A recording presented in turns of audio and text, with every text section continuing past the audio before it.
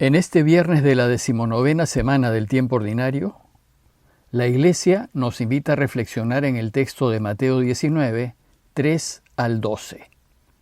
Pero hoy, 14 de agosto, la Iglesia también recuerda la memoria del mártir Maximiliano Kolbe. Maximiliano fue un sacerdote franciscano quien, por su resistencia al nazismo, terminó encerrado en el campo de concentración de Auschwitz, en Polonia. A raíz de que un prisionero escapó, los nazis seleccionaron a 10 presos para ajusticiarlos. Uno de ellos no quería morir porque tenía familia. Entonces, Maximiliano se ofreció a morir en su lugar. Encerraron a los 10 a morir de hambre y luego de 2 semanas solo seguía vivo Kolbe. Entonces, los guardias decidieron matarlo con una inyección letal el 14 de agosto de 1941. Retomemos ahora el texto de Mateo del día de hoy. Se los leo. Se acercaron a Jesús algunos fariseos y para ponerlo a prueba le dijeron: ¿Es lícito al hombre divorciarse de su mujer por cualquier motivo? Él respondió: ¿No han leído ustedes que el Creador desde el principio los hizo varón y mujer? Y que dijo: por eso el hombre dejará a su padre y a su madre para unirse a su mujer. Y los dos no serán sino una sola carne. De manera que ya no son dos, sino una sola carne. Que el hombre no separe lo que Dios ha unido. Le replicaron: entonces, ¿por qué Moisés prescribió entregar una declaración de divorcio cuando uno se separa? Él les dijo: Moisés les permitió divorciarse de su mujer debido a la dureza del corazón de ustedes. Pero al principio no era así. Por lo tanto, yo les digo, el que se divorcia de su mujer, a no ser en caso de unión ilegal, y se casa con otra, comete adulterio. Sus discípulos le dijeron: si esta es la situación del hombre con respecto a su mujer, no conviene casarse.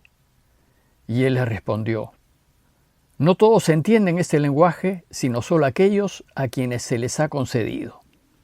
En efecto, algunos no se casan porque nacieron impotentes del seno de su madre, otros porque fueron castrados por los hombres, y hay otros que decidieron no casarse a causa del reino de los cielos. El que pueda entender, que entienda. Hasta este momento Jesús ha estado moviéndose por todo Galilea, aunque ya con la intención de ir a Jerusalén. Al iniciar este capítulo 19, Mateo nos cuenta que Jesús dejó Galilea para unirse a todos los peregrinos que iban a Jerusalén a celebrar la Pascua. El camino que los peregrinos solían tomar era bordear el Jordán en dirección al sur, a fin de evitar Samaria, y al llegar al oasis de Jericó, subir los 30 kilómetros que faltaban hasta Jerusalén. Jesús pues se pone en camino y muchos lo siguen. Como sabemos, ese será su último viaje a Jerusalén, y los relatos que siguen sucederán en el camino. El relato de hoy empieza diciéndonos que se acercaron a Jesús algunos fariseos y para ponerlo a prueba le dijeron: ¿es lícito al hombre divorciarse de su mujer por cualquier motivo? Entre los peregrinos que iban a Jerusalén había fariseos que sabían muy bien lo que enseñaba Jesús acerca del adulterio y del divorcio, pues ya había expresado su punto de vista en el Sermón del Monte en Mateo 5, 27 al 32. Pero ahora parece que los fariseos quieren poner en aprietos a Jesús ante todos los peregrinos, pues el tema del divorcio era un tema políticamente delicado, ya que la relación matrimonial de Herodes, el rey de Galilea, era irregular y era de conocimiento público.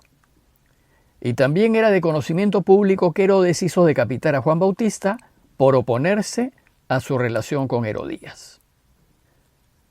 Los fariseos, cuando le hacen a Jesús la pregunta, tienen en mente lo que está en la ley, en Deuteronomios 24:1, que dice: si un hombre toma una mujer y se casa con ella, y descubre en ella algo que le desagrada, le redactará un acta de repudio y la despedirá de su casa.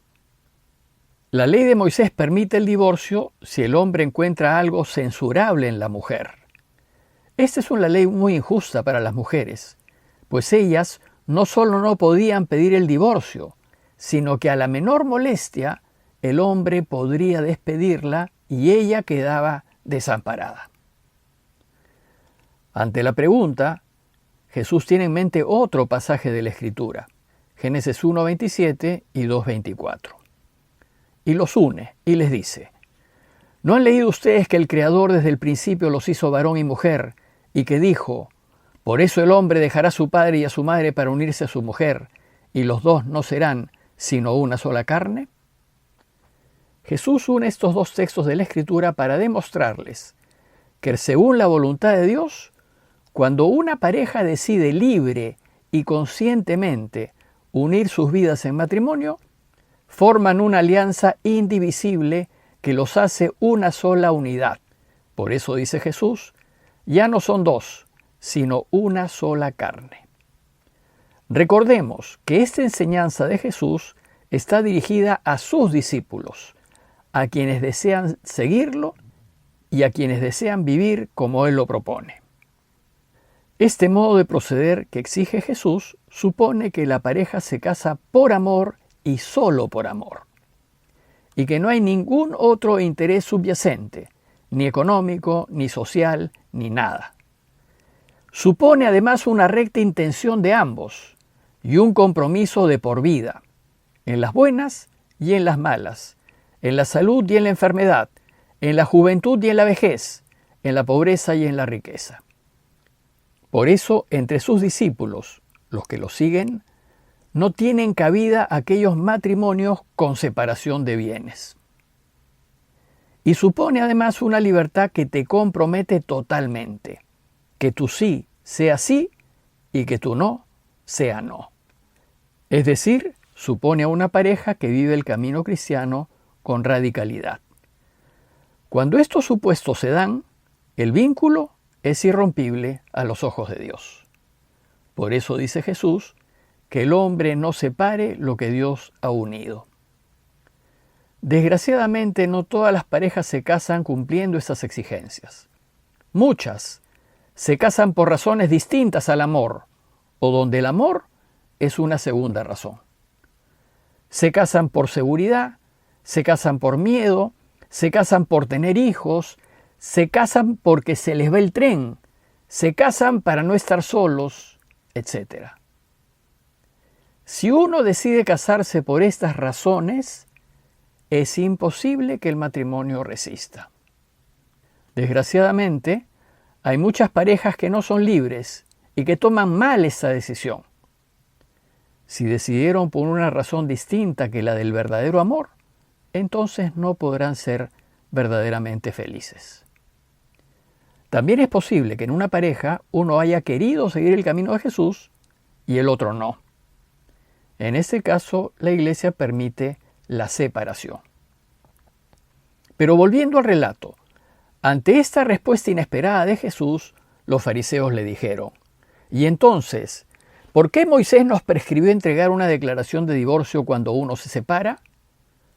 Y Jesús responde que esa ley que mencionan no es la ley de Dios, no es lo que Él desea. Es una ley que se han hecho los hombres por su conveniencia. Dice el texto: Moisés les permitió divorciarse de su mujer debido a la dureza del corazón de ustedes. Pero al principio no era así. Para Jesús, esta concesión que hizo Moisés no debe considerarse una ley de Dios. Y Jesús añade que solo hay una excepción a los deseos de Dios. Dice Jesús: yo les digo, el que se divorcia de su mujer, a no ser en caso de unión ilegal, y se casa con otra, comete adulterio. Los traductores aquí traducen la palabra griega porneia por unión ilegal, pero porneia significa propiamente infidelidad persistente. Entonces, la única razón que Jesús acepta para romper el matrimonio es el caso de una infidelidad recurrente. Disolver el matrimonio por otras causas lleva al adulterio, dice él. Lo que Jesús espera de quienes lo siguen suena demasiado exigente, incluso para sus propios discípulos. Entonces sus discípulos le dijeron: si esta es la situación del hombre con respecto a su mujer, no conviene casarse. El argumento de los discípulos es: no conviene. Pero para quienes caminan el camino cristiano, la conveniencia no puede ser un argumento. Para el cristiano, el único argumento válido para tomar una decisión no es la conveniencia, sino lo mejor. Y lo mejor es lo que Dios quiere. Y con frecuencia, lo mejor no es conveniente. Pero en realidad Jesús es coherente con todas sus enseñanzas. Para el verdadero cristiano, la palabra es la palabra. Y el compromiso es el compromiso.